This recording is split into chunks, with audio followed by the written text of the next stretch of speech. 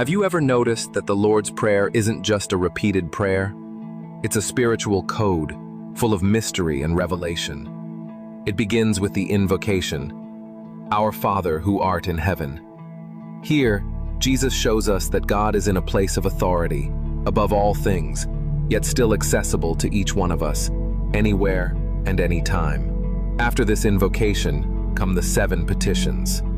When we say, "Hallowed be thy name," we acknowledge God's holiness and place his name above everything. When we pray, "Thy kingdom come," we ask that the reality of heaven would reach our lives, that the spiritual would rule over the material. When we declare, "Thy will be done on earth as it is in heaven," we surrender control, letting go of our own will, plans, and ways to live according to God's will. When we say, "Give us this day our daily bread," we're not only talking about physical food, but also the nourishment of the soul, the daily provision that only He can give.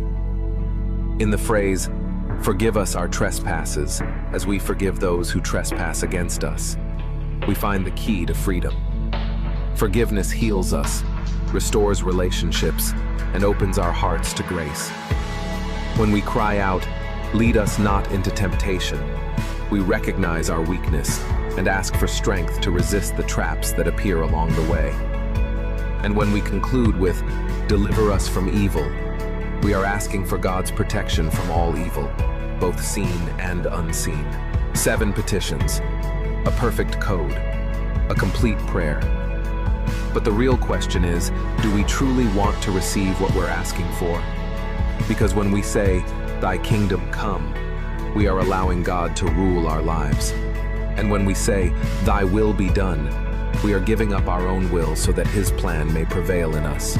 The Lord's Prayer was never meant to be just memorized.